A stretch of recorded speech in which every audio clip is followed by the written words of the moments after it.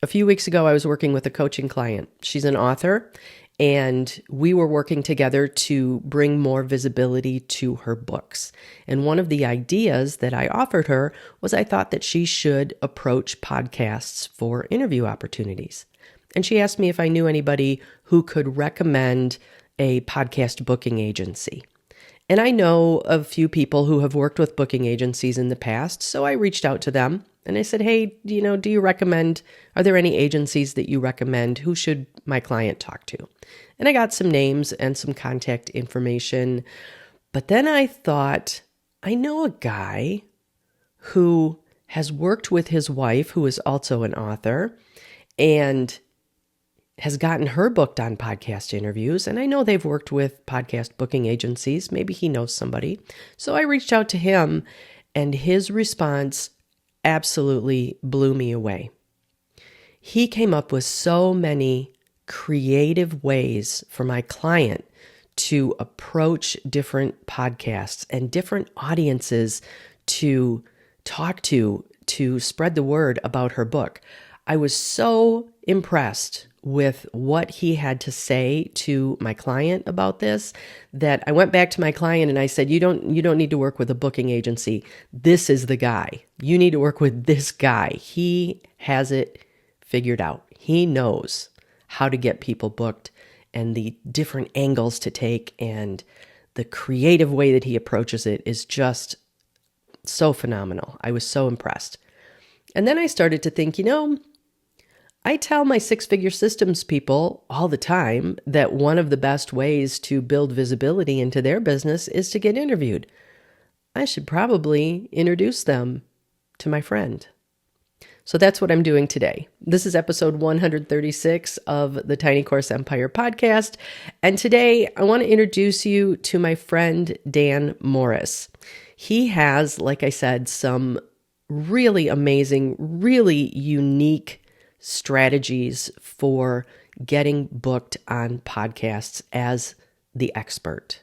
Whether you are an author or you are a small business owner or you are a blogger, whatever it is that you do, Dan's unique way of looking at your business and his unique approach to getting podcast interviews booked.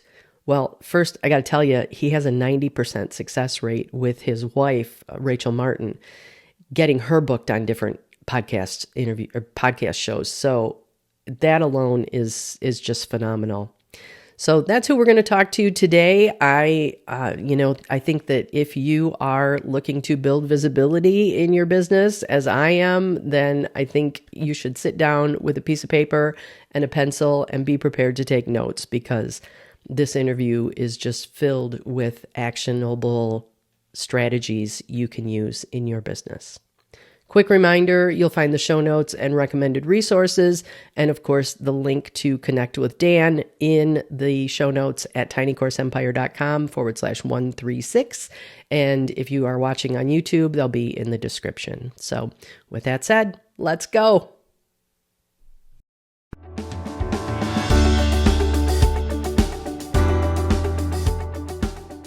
Welcome, Dan, to the podcast, to the Tiny Course Empire podcast. I am you were way up near the top of my guest list. So I'm super excited that you said yes, that you agreed to come talk to us, because I think that what you are doing with getting, with landing podcast interviews, both for your wife, Rachel, and for other people is just phenomenal. And I have fun doing it.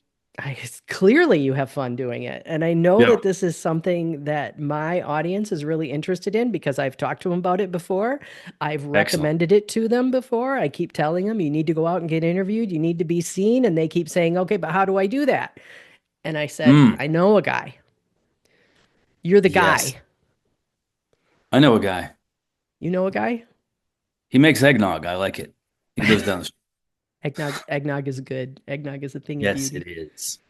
So talk to me about, so first of all, tell me, I want you to tell me about the success that you are having with this, because when I reached out to you a couple of months ago about my client, who was looking to get interviewed on podcasts. One of the things that you told me, and I about fell out of my chair, was that you have something like, what, 90% success rate? What's the percent Yeah. success rate you have getting Rachel booked on podcast? Oh, like 90. Yeah. But with Rachel, I have some of the secret weapon. That's not everybody has it. And the secret weapon with her, and this you should take note if you're watching this because you probably have this, but you probably don't know.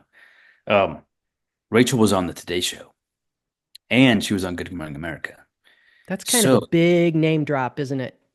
yeah, so when I include that in the pitch, Mm-hmm. like it's lights out, it's all over. Like that's all Mm. it takes, most of them. But when I say that, like everybody has something. The problem is you don't think about using it. That's the problem. Yeah. And sometimes the thing that you have is also the key to more podcasts that you hadn't considered. So like your client, um, she actually got started writing when she was young and she won a contest. Like this is when she was a kid, writing a screenplay for 4-H. 4-H is like, you don't really even think about that after elementary school or after middle school or something. Yeah, I mean, that's Mm-hmm. something Mm-hmm. you did. But 4-H is a big national organization. And the idea that you might have gotten your start because you won a contest through 4-H and now you're an author, like that's a success story. Mm-hmm. So, so just even the idea of, ooh, maybe they would be interested in writing a success story thing, or maybe they have a podcast. Or maybe every state in the country has a 4-H and they would all be interested in this success story.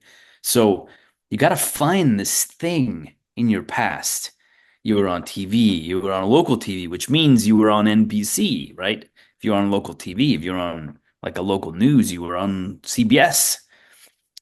So to some degree, it helps if you find this thing in your past that best-selling author, whatever it is, but you have to use it Mm-hmm. because podcasts, the podcaster, for one, they're interested in the subject, but for two, they want to be able to say, I have this special person on.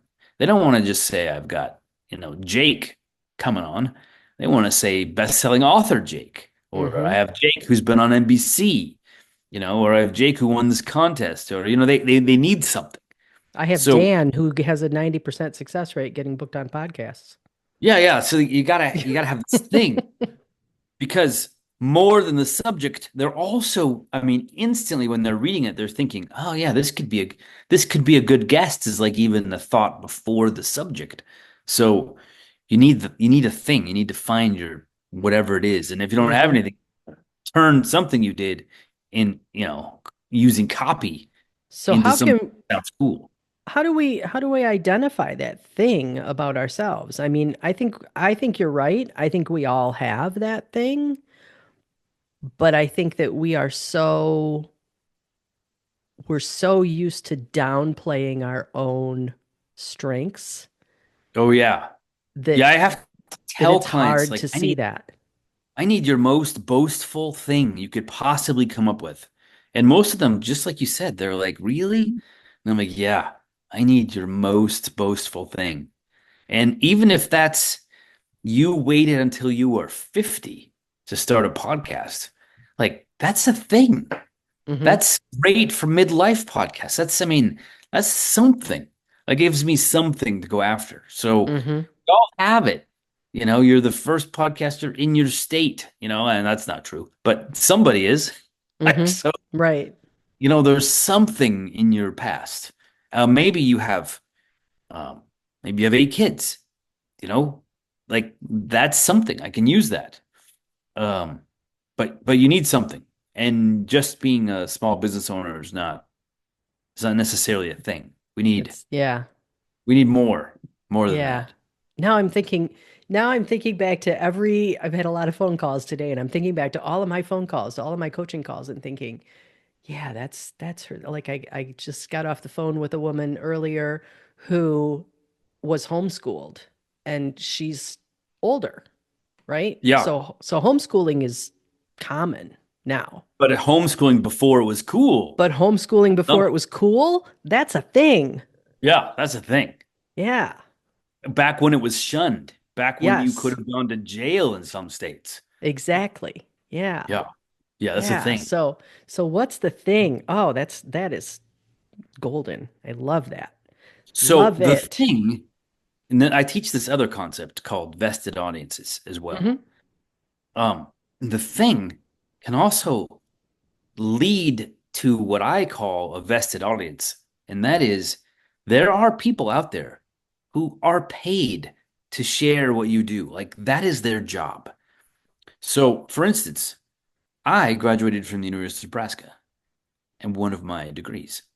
The University of Nebraska has an alumni group. The alumni group has a magazine. The people who run the magazine are paid to share alumni news. That is their goal. That's their job in life. So if you call them and say, "Hey, I started a podcast. I graduated in '96, whatever," they're like, "Oh, really? Tell us more about it," because we have to tell everyone what alumni are doing. They're paid to do this. And there's lots of people who are paid to share what you do. So here's a non-alumni example. Um, my podcast is a history podcast where I tell stories about the 20th century that most people wouldn't necessarily know. And typically, I connect things you wouldn't normally connect. So on one occasion, I connected the history of cholera, or not history of cholera, but the cholera epidemic with the origin of pizza. So if it wasn't for the cholera epidemic, there probably wouldn't be pizza the way it is today.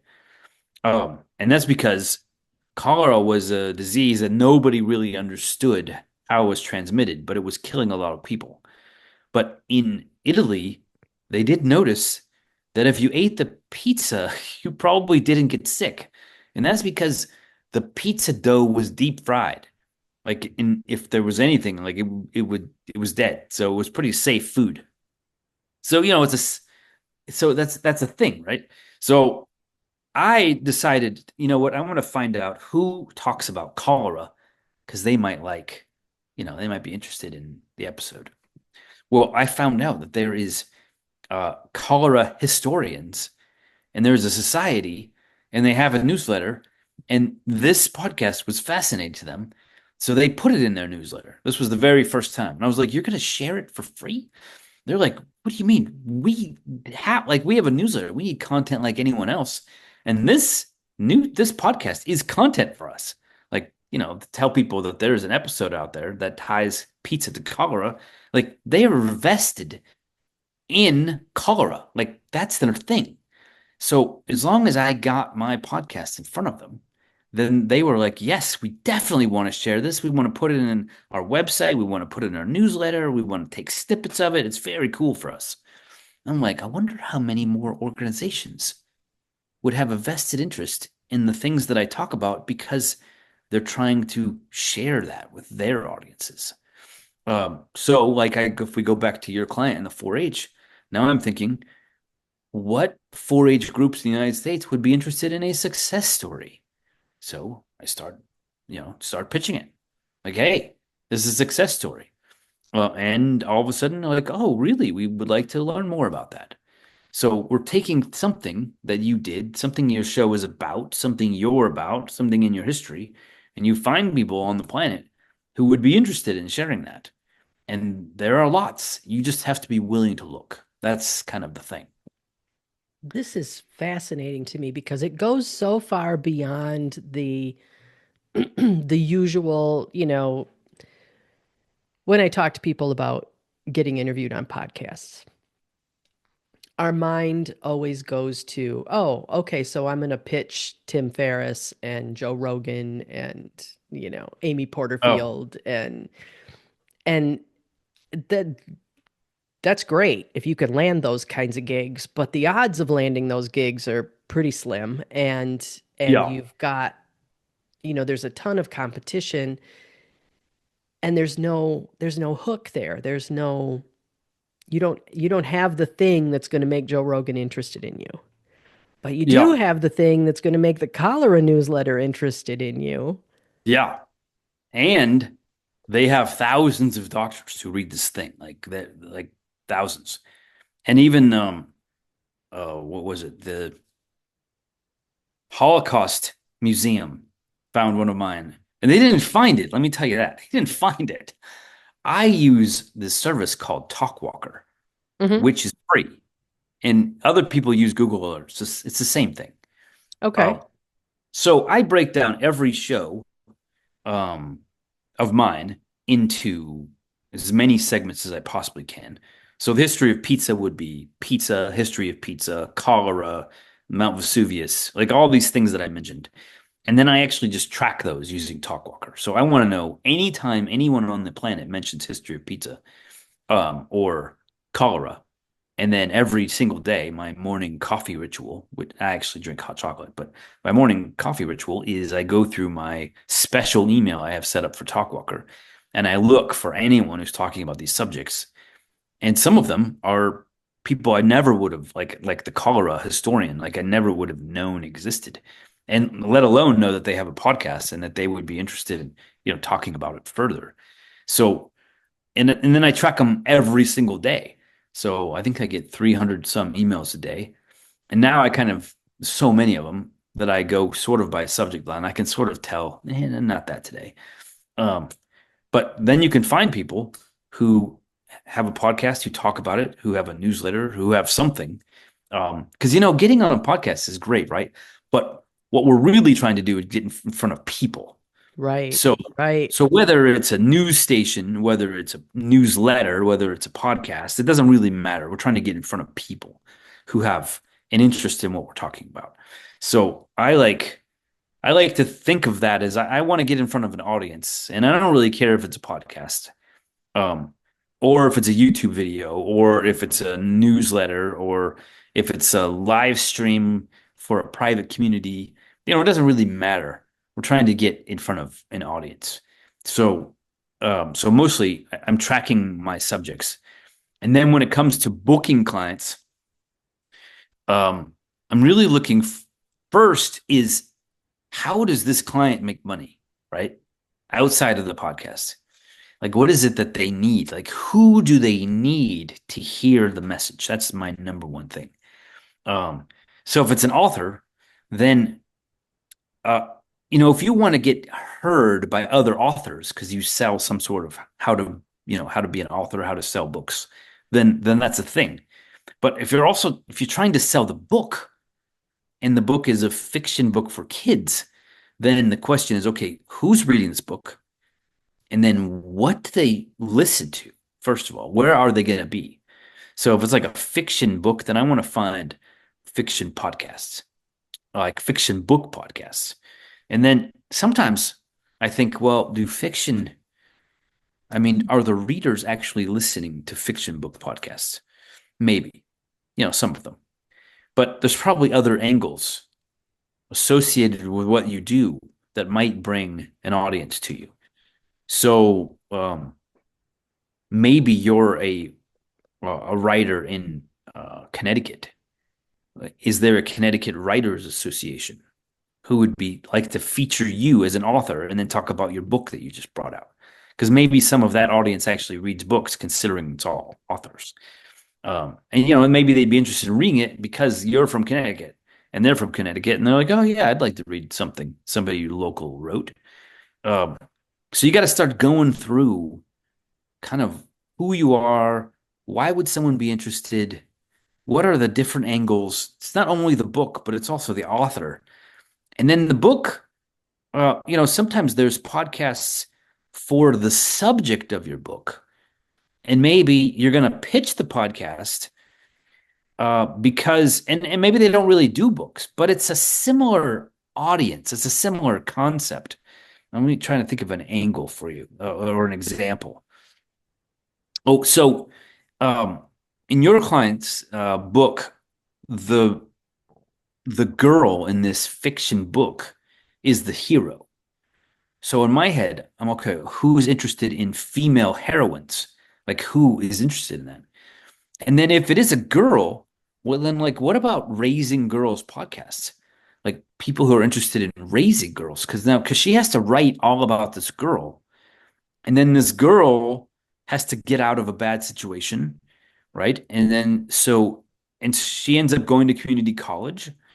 So it's like, oh, well, maybe I could pitch some raising girls podcasts because they can talk about what do you do when you're writing about, a girl who becomes a heroine. And then also the moms who are listening to that podcast, maybe that's a book they would get for their daughters. Like if you could talk about how this person got out of the situation, maybe they would think, ooh, maybe my daughter would be interested in this because she would also see this heroine went to community college. Maybe that would be something interesting for the mom, like to see this role model gets out of a thing and goes to college. Like, maybe that's worth buying that book. So you just have to really think through your book, the pieces of it. This girl in this book actually went to community college to learn code, and girls who learn code is like a thing. There's a whole movement around girls who learn code. Yeah, So there's a whole would there's a whole those, website about girls who code, I think. yeah, Yeah. yeah. So would those people be interested in the podcast? Would they be interested in hearing about a book that features a girl who learns code? Like, that's another angle. So you really just have to start dissecting what it is that you wrote into the different parts. Maybe it takes place in Philadelphia. I'm like, well, are there Philadelphia local podcasters who would be interested in you because you can talk about the different places you mentioned in your book? That's kind of like the pitch, like how we make it happen. I Um, find this creativity that you have just so fascinating because like I said, these are not angles that I would have considered like ever. Like my brain just does not go there, but it's one of those things that once you see it, like you can't unsee it. no, no, So it's got my brain is going in all sorts of directions now for different clients that I have and even for myself. So how do you go about then like pitching a podcast? So you've identified, the Philadelphia Insiders podcast. So what do yeah. you say to these people? Hey, I've got this book and I'd like you to interview the author. Like Oh, how do you do that? so first of all, I have to read the book if it's a book. Mm-hmm. If the client wrote a book, I have to read the book because I can't be caught off guard. That's my first thing. Mm-hmm. Mm-hmm. Um, I have to know what we're talking about. In reading the description, that's not very helpful. And I also don't, I can't find those random angles unless I actually dig in. Mm-hmm. Mm-hmm. So then, so like if it's your state, right? You have a writers association and you're a Connecticut writer. So then the question is, okay, I need to go look at this podcast. And you have to go look at them all, every single one of them. And then when you look at the episodes that they've put out, you try to find that one episode where they either talk about like what's coming up in season two or what this podcast is about. You have to listen to that episode. Um, and then I try to find maybe an interview that person did, the host did, or somebody talks about them. Like I'm looking for the thing that the host is into. That's what I'm looking for. Because then I pitch the idea. Like I have an idea for your podcast. Um, and maybe like in your client's case, one of them, the hosts I actually saw went to community college. And I was like, totally have this idea for your podcast. You went to community college, and not a lot of people do. Like it's kind of overlooked. And then I Mm-hmm. have Mm-hmm. a book for you where the heroine goes to community college, learns the code, and becomes successful. And I think because you went to community college, like this would be kind of a cool way to bring in your history and then this book to like tell how you became popular. Like that is the pitch for me. Is Mm-hmm. like Mm-hmm. I'm gonna tie your history into this book because it'd be cool to tell how you became a podcaster through how this girl became successful in this book. Like that is my idea for your show. And then because I've seen the other shows, what kinds of things the person has accepted to do an episode on, I can sort of reference. I see that you like I see that you like this concept. Like you're into this thing, and I'd like to be able to talk about that, but in a way that you've never talked about it before. Like in this fiction book, which you've never done before, which would be a really cool angle for you, because you don't want you want your show to be interesting and new each time the listeners listen. Uh, for Rachel, my wife, who talks about motherhood, she talks about her latest book is Get Your Spark Back, which is about kind of like once your kids have grown up, they become a little bit more independent, whether they're in high school, whether they're going to college, whether they're leaving. But there is a point in time as a parent where you're not as needed as you used to be. And so you start to figure out, like, what do you do with your life? Like that, it becomes a moment where you're like, all right, well, now that they're in high school and they drive and they're going to work and I don't really need to do anything anymore, I better figure out what I'm doing. So that's what Get Your Spark Back is, how to get Mm-hmm. that. Mm-hmm. So then the question is, okay, from a podcast perspective, all right, so midlife is great. Like all of the midlife podcasts are perfect. And then the motherhood podcasts are great because she's a mom. She's got 7 kids plus 4 of mine. So she's got like 11 kids. Those are angles where I say, hey, I've got this idea for you. I know you're a motherhood podcast, and usually you focus on moms of little kids. I see that on all your episodes. But what I thought would be cool is Rachel has 11 kids. Um, she's got 7 of her own, and then she's also a bonus mom to 4. Um, and she talks about getting your spark back in a book that she recently wrote. And I thought it would be interesting for your audience to hear from someone who's survived all of these early years and now is like trying to tell you what should you keep a hold of from the early days that you can reignite like that. So that might be the podcast. Is the idea is, look, most of your episodes are about with kids with the parents with the young kids, but what if we brought in someone who's lived through that, who's homeschooled, who's public schooled, and we talk about what it is you're expecting down the road and how to not lose that spark maybe, because a lot of people lose it in motherhood. So that might Mm. be that might be the idea for the show.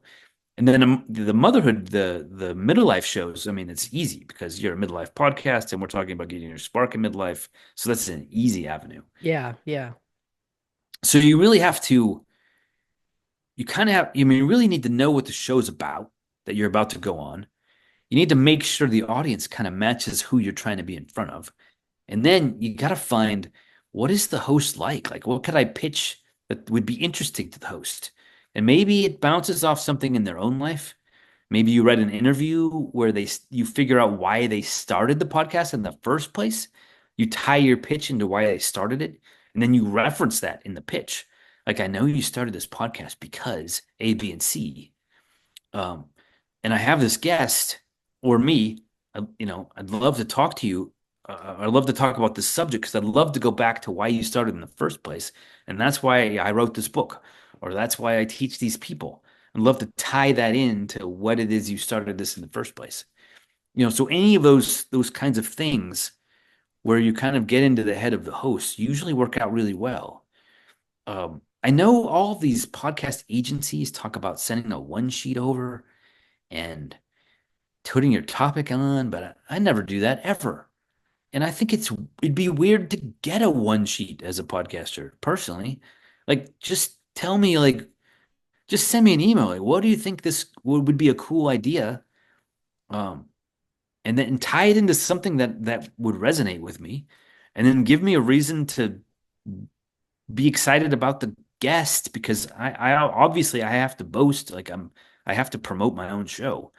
So I have to make a graphic that says, this week a New York Times bestseller, that I have to make that graphic. Mm-hmm. So Mm-hmm. give me a reason to make that graphic, like something that would sound cool.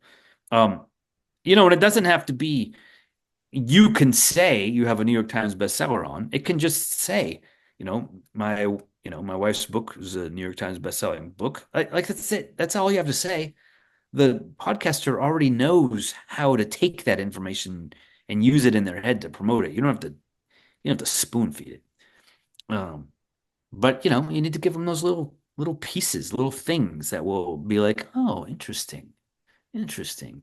I love what you said about the one sheet because this is something, being totally honest, this is something that has held me back. Like, do I need to be sending this document? How do I create this document? I don't even know am I going to look like a fool if I put this document You know, together? pod- And it is a difficult document to put together. I mean, we were just talking about how even articulating what your thing is, what that amazing thing is about yourself is difficult.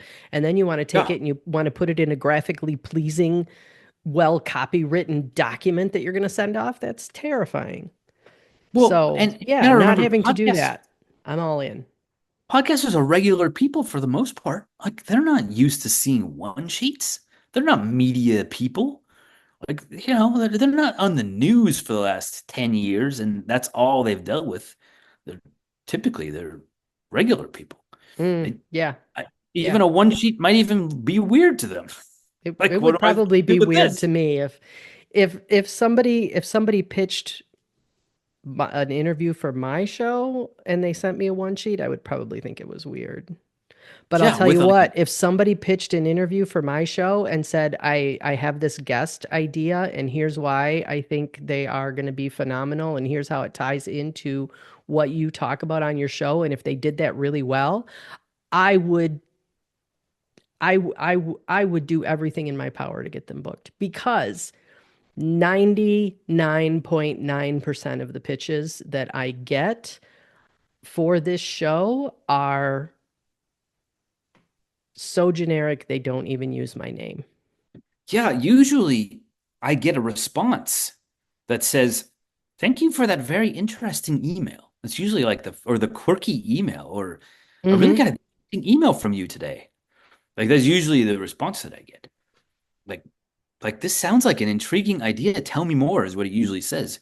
And then I think to myself, didn't I already tell you everything? Like Yeah, yeah. What what more do you else am want me I to going to say say? now? Yeah, it's funny because that's usually what the response is. Tell me more. And then I'm like, do I just restate what I just said? I Yeah, guess so. yeah. Yeah. So, I mean, I tell people all the time, you have to be more personal. You have to actually listen to the podcast that you're pitching. That's Yeah. kind of a big thing. You have to know, right? Um, you have to know Now, who the podcaster is, what they're all about. I'll add a caveat to that because people will tell you need to listen to the podcast. And I am for that. But I'm definitely interested in strategically listening. So I want to read all the descriptions of the last few episodes. I want to get an idea. Like, do they even have guests? Like, that should be your first question. If it's It's an important one. if they never have guests, like, don't waste your time on it. I can't Otherwise, tell you. I can't tell you how many pitches I've gotten. I rarely have guests on this podcast, and that's probably going to change in 2025. But yo, I've been doing this for 3 years, and I think you're the third guest I've had on. it's so interesting. And So, and I get pitches all the time, and I'm like, "Have you even listened to the show? Because I don't have guests. It's a solo show." so if you've only had three, then it's worth starting your podcast intro, your email with, I see you've only had three guests on your show. And I know you don't usually do guests, but I had this idea for you that I Mhm. think would be perfect.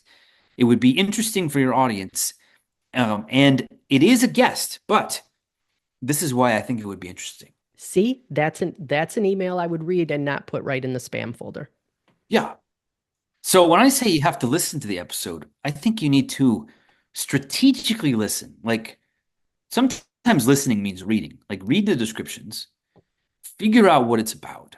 And I really, really like trying to find that episode where the podcaster says what this show is about. And sometimes it means you have to listen to the first 20 seconds because they tell you in the first 20 seconds. Um, But other times there's a season 2 what to expect episode. Those are good to listen to.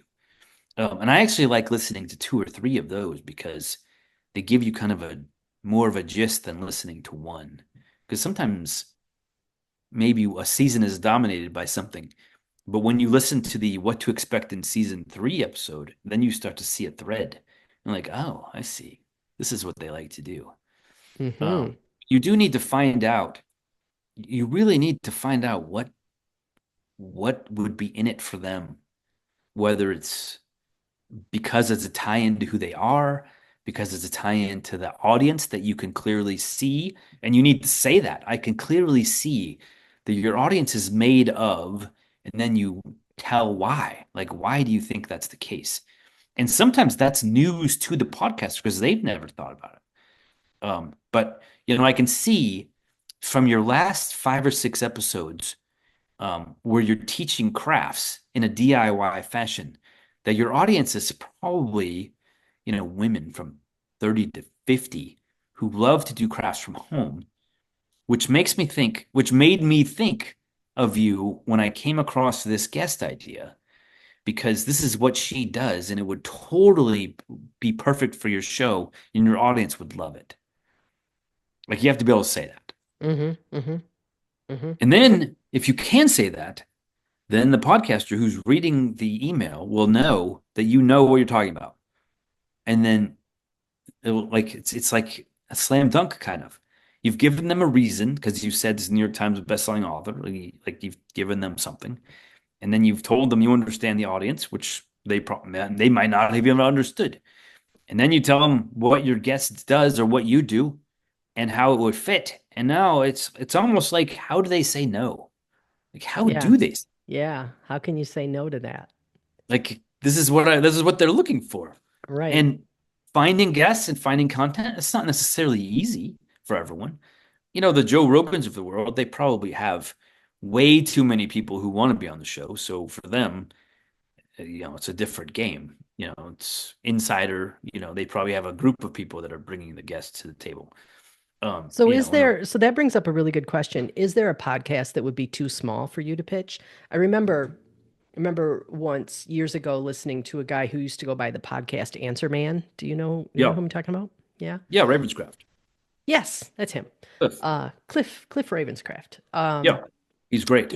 I love Cliff. He is terrific. He used to say that if you are going to be interviewed on a podcast, or when he would get pitches to be interviewed on podcasts, he would not appear on any show that had fewer than 10 episodes because, for better or for worse, most podcasts fade out after 10 Yeah, episodes. true, So true. is there a line in the sand for you? Like, is there a point where you say this is not worth it's not worth my time? The line changes. There is no line in the beginning because the beginning is your chance to figure out how to say what you need to say. And there is great power in being invisible. So if you're on some small podcasts that don't have a lot of listens and you get a chance to answer some questions and figure out how you're going to present what you're going to present, like, it takes a little work to get it right. You can't just be on a podcast and sell books. Like, that's not a thing. What you have to do is you have to be on a podcast enough times for you to realize that the podcaster is not in control. You have to realize that, and it takes a little while for you to figure that out. Who's in control is you, the guest. And the way that you're in control is that you know what you're trying to do. So you take a question and you spin it to get to the point that you need to make. And until you've done a few and you realized, you know what, I'm just sort of answering questions here. And I'm accepting the questions that are being asked of me, but I'm not being asked the questions that are selling the book. Like, that's what you have to figure out during the first few podcasts that are small and invisible, because you really need to learn how to sell whatever it is that you're selling. You can't just talk about it. Like, that doesn't sell anything. That's what helps people take notes and makes them want to learn it, makes them want to do it, but doesn't necessarily mean they're going to hire you. So you have to learn, like if it's a book, you have to figure out, all right, how am I going to create intrigue that makes people want to buy this book? Or how am I going to identify the perfect person for this so that it becomes something everybody wants to buy as a gift? Like you have to figure out, what am I going to do so that when they're done, they get out of their car, they run to their office and write down, I need to buy this book. Because you got to remember, they're mowing their lawn, they're doing exercise, they're at their gym, they're in their car. Like podcasts are not things you're doing next to the computer when you can instantly Google something. No. Like you're out, you're at the gym. Like you have to you have to be so good at what you say that you create some sort of intrigue that makes them think, "Oh man, I really got to figure that. I got to get that." Um, so in the beginning, I definitely want you to go after the lowest hanging fruit that you could find that's instantly going to say yes because you need a little experience. And then as you go and your pitches are getting better and you start getting more and you're on more, then I think you should be a little bit more discerning because it does take time. But that discerning is sometimes, if the podcaster is well known but still doesn't have a lot of fans, you still can use clips. You can say I was on, as featured on, all those kinds of things. For Hmm. instance, there is absolutely no value in going on your local NBC show that talks about local businesses on Sunday at 2. Like 11 people are going to see that episode. And you were on TV. It's great. That's great. You were on TV. And when we did Rachel's thing this year, I think we did 40 of those. Um, but what you can say after that is as seen on NBC. So yes, let's do that. Let's do one in each city. Let's as seen on NBC in Tampa. Great. Mm. But there is a point in time when you're going to start saying no because you already have that statement. You've Hmm. got those clips, you've answered those questions, but now it's not worth your time because you need to get in front of more people or a bigger audience. So the line will change as you go. And there was a point this year when Rachel was on her 70th podcast or something. Um, when she told me, she's like, look, you got to make sure that there's like 10,000 people per episode at this point. Because, I'm spending 3 hours a day on these podcasts every day of the week. And I was like, all right, the line is drawn. Let's make sure we're now looking for bigger shows. Um, and we're looking for other things.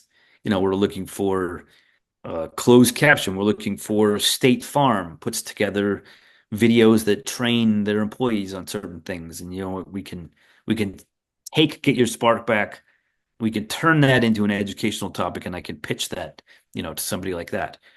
Um, so the line changes as you go, but I would definitely say there's power in the invisible. So in the beginning, get on some shows, figure out what questions you need to be asked, figure out how to twist the questions that people are asking so you get to what you need to say, figure out how to create intrigue, figure out how to say what you're going to say so that people want to come after you.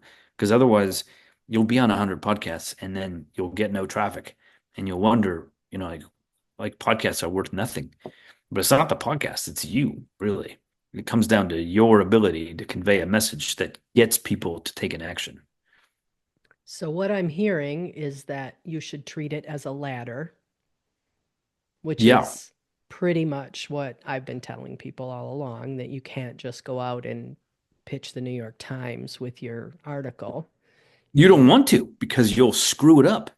Yes, that's an even better way to put it. Yes, you Yeah, will screw you'll it up. That's you'll not get where you on want Joe to Rogan start. and you'll get on Joe Rogan, and then as soon as it's And over, he'll you'll say, destroy oh, you. you'll be like, man, I wish I would have said this. I Yeah. wish I would have said that. I wish I would have twisted that a little bit better. Like, don't do it on the big shows. Do that on the small shows. Yeah. Good tip. Good tip. So you mentioned questions, being able to twist the questions to Yeah, kind of leverage them in the way that makes the most sense for you and for what your goal is for being yeah. interviewed in the first place. Is there ever a reason that you would say there should be scripted questions? Do you ever want to see that in a podcast interview? Um, Like, I should you think be sending the Rachel, podcast host your list of questions to ask? we don't ever do that, but some podcast hosts ask for that. So definitely have, and you'll change them as you do podcasts, but definitely have your questions that you can send. The really good podcasters will not accept those questions. I They'll I was figure gonna out, I was gonna say I think poor interviewers want yeah, your questions. yeah. If they ask for that, then they're not really they're not really putting a lot of effort into it, which probably means their audience knows that. Hmm. They probably don't get a ton of repeat listens. They probably don't have a huge audience because just asking the questions that you've been given, there's nothing intriguing about that. Something Hmm. really digging deep. You know Yeah. that Hot Ones guy who does the hot wings with celebrities? Mm-mm. It's a YouTube show called Hot Ones. And it's this little guy, um, and he eats hot wings, and he sits across a table from, at this point in time, from a celebrity who's also eating hot wings. And they eat one wing at a time, and they get hotter and hotter and hotter and hotter. But the most fascinating thing is that he does incredible research and he asks crazy questions that the hosts would never have thought of, that somebody would have found or asked. So not only are you waiting to see Jim Carrey's eyeballs sweating because he's eating, like the hottest hot wing on the planet, but you're also about to hear a question that you didn't even know. Like, like I saw that you won the Pinewood Derby when you were a kid. Like, did you and your dad build Pinewood Derby cars together? And Jim Carrey was, like, what? How did you find that out? Kind of a thing. And that's what keeps people coming back. So if they're going to ask you for questions, send them, but don't send them on purpose. Like you want the host to do their job. You want them to be intriguing. You want them to find out the stuff that they want to find out. But just know that when you're doing the show, you should have a little sticky that says, here are the three things I absolutely need to say during this episode. And at some point, I'm going to turn a question so that I can say these things. Three things, huh? I would say, yeah, I Yeah. would tell Yeah. Rich, these are the three things we need. Yeah. Awesome. Awesome. Like if it's a What are book, you need to at least at some point say who the book is for. Like that audience needs to self-identify with, oh, that book is for me. Like that Yeah. needs to happen. Yeah. So, So I'm gonna put you on the spot. yeah, What are the three things that you came on this show to say? that is a good question. Because for the record, I invited Dan. Dan did not pitch me. Yes. So there's a point to be made there. But I would be interested to know what the three things are. So my first one is vested audiences.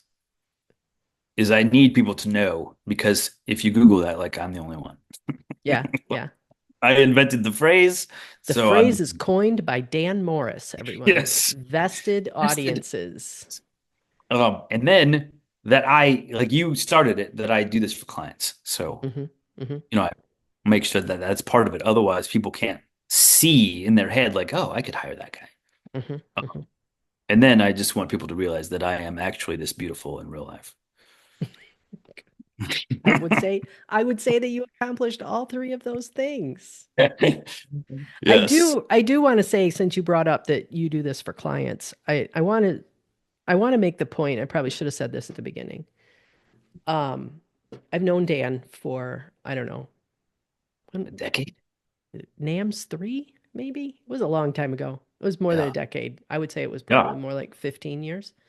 Oh yeah, yeah, that's true. Um, I first so funny story. The reason I knew Dan at all, the reason he stood out at this conference that we both attended, was because Dan was the guy who got on the airplane to go to the conference and left his suitcase at home. Oh, that was the first one? That was the first one. So Yeah. just it was Oh, well, quite you know what's memorable. even worse is I drove. So I didn't put the suitcase in my car. Oh, you drove. Oh, so you weren't even getting on a plane. You drove. It was even Okay. worse. Yeah. All right. I just Good. got in the Okay. car. I'm like, all right, well, I'm Got in the going. car and went. Well, you were excited.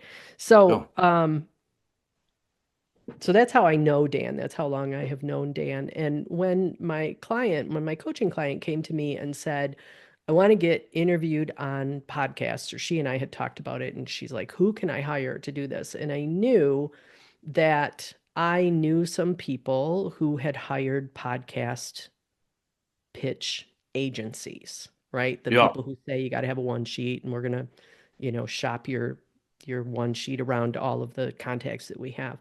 I knew that I had friends and clients who had hired these agencies before. So I reached out to several of those people and they gave me names, and these agencies are very, very good. They're very, very expensive. One of them Yeah. is like $5,000 a month or something. Wow. Um, You got to up the game. yeah, right. And then I thought, Dan does this for Rachel, so I'm going to reach out to Dan and see who Dan knows. And I was secretly hoping that Dan would say, I can do that. And he did. Yes, I did. And he did. Yeah. And he gave me, Dan, you gave me such an incredible list of ideas after just a very short time that I was so impressed that I emailed my client. Her name is Kay, by the way. I emailed Kay and I said, this is the guy you need to hire. I really think Nice. you need to work The with only Dan. thing that I don't like about agencies is they have a list of podcasts Hmm. Yeah. and they use I their think list. that's both a good and a bad thing. I mean, I think you have an in there because they have a list of podcasts that they've Yeah. worked with, and so there's kind of a guaranteed placement. But I But is think the it the way that right you've place? described your system here, I think there's guaranteed placement there too, and it's maybe better placement than you would get with just a generic, hey, I've got this guest, what's your schedule look like kind of thing. Yeah. Yeah, I'm not against it. I think if you're I think a lot of them are good if you're trying to teach entrepreneurs how to do better digital marketing or something. Hmm. I think some Hmm. of those are like they have all these entrepreneur podcasts lined up. But if it's something other than that, I don't know how many agencies have contacts where you need to go. And then if they don't, what do they do? I don't know. Hmm. I don't know what they do. Hmm. And what's the quality of the results too? That would be Yeah. that would be my I will say question. that a lot of the time, I feel like the quality comes down to the guest. Yeah. Like, even if there's a small audience, I mean, if you know your stuff and you can create that intrigue and that desire, you can make sales. Um, like when we got on the Today Show, we sold, I guess you would say 400 books. And then we got on Good Morning America. I would say we sold 400 more. And then, basically the next day, like that entire thing dries up. It's gone. Um, but there are people who get on and don't sell any. So they get on like the biggest platform you could get on, but then they just haven't been invisible long enough to realize here are the things I need to say. I need to make sure Mm, the person on the other side self-identifies with what I have. Like this is for, so all the people who fit that profile listening will actually realize, oh, this is for me. Um, so you really have to, you know, you really got to do your homework on the guest side. Don't ever blame the agency or the person booking. Um, always blame yourself because if you get on a show, I mean, it's up to you really. Whether it's a good show or a bad show, it can be totally up to you. Even if it's the wrong show, you could still make sales because somebody listening will know somebody who would like what you do. They'll email, That's the whole idea of social media sharing. When Rachel writes something, people share with all the moms they know because they know the moms will want to hear it. hmm. That's the same concept. If you're on the wrong show, if you have the right message, somebody will tell somebody. Somebody will send the link. Somebody like, you have to listen to this. This totally sounds like you. Like that's kind of what you need. Um, so just be grateful for any appearance that you have. and figure out for yourself, all right, how am I going to make the most of this? What are the three things on the sticky note? Yeah, how am I going to make the most? Yeah. Yeah. And sometimes the most that you can make is you make sure you say the right things because you're going to use Headliner to pull those little snippets out and you're going to make social media stuff out of those. You're going to have a little quote of you saying this, on this podcast, and you're going to have another 13 seconds of you saying this on this podcast. So maybe you got to figure out, all right, this is not the right show I need to be on, but I'm going to say these five things because we're going to pull those little things out, and that's going to be my social media stuff.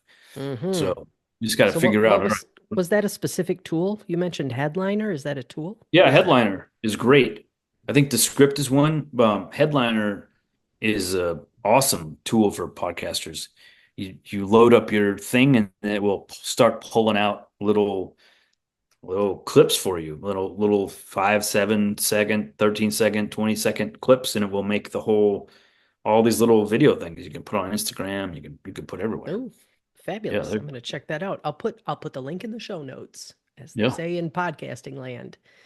Dan, what what do you want to leave everybody with that I didn't already ask you? What did I miss? Um, so whether you podcast, whether you have any desire to podcast or not, it doesn't really matter because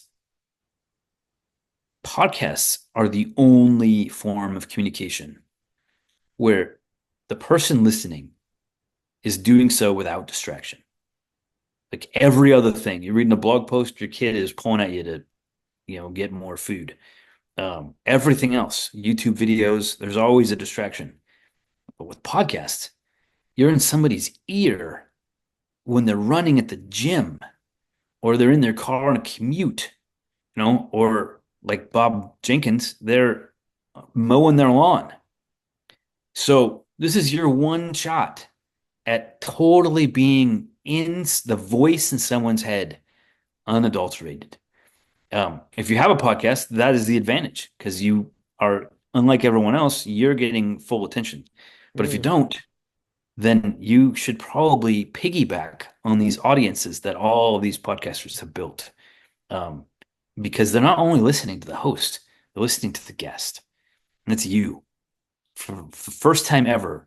Even if there's 500 people, can you imagine 500 people showing up in your front lawn to hear you say something? Like, that would be awesome. So, for a It's a little podcast, intimidating when you put it that way.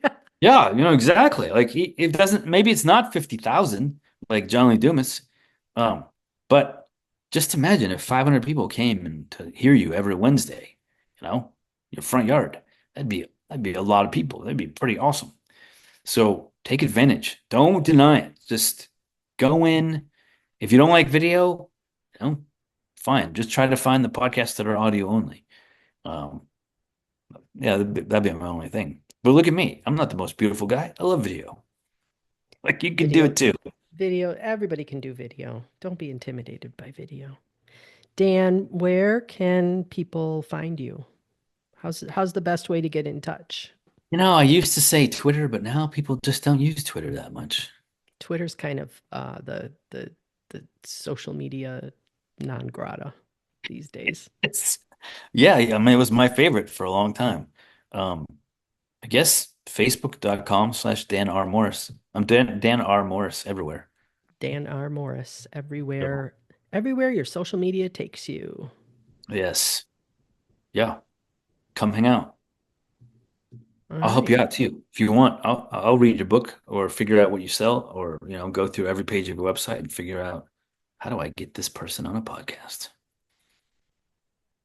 I think that would be a wise investment if you are looking to build your visibility, be more seen, get your message out into the world. Yo.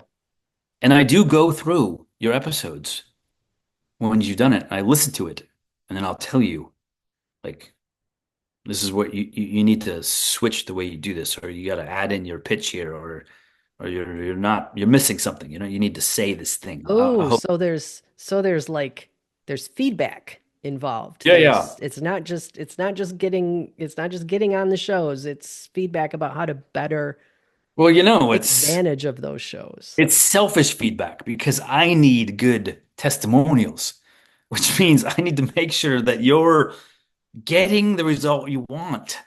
So I help Mm, massage that so that you do a good job, so that you get the result you want, and then you could give me a good testimonial. It's awesome. selfish. So that's just smart. That's just smart business. You're Yeah, a smart guy. that's what it's for. But yeah, I'll help you figure out. You need to stop saying this. It's annoying. You need to start saying this. Stop being annoying. Yes. Dan, thank you so much for joining me today. I really Yes. appreciate you jumping on the call and like I emailed you like 3 days ago and here we are. So that was quick response. I appreciate I'm it. sorry that my background isn't as glorious as yours.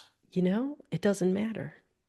It's not about the presentation, it's about the quality of the information.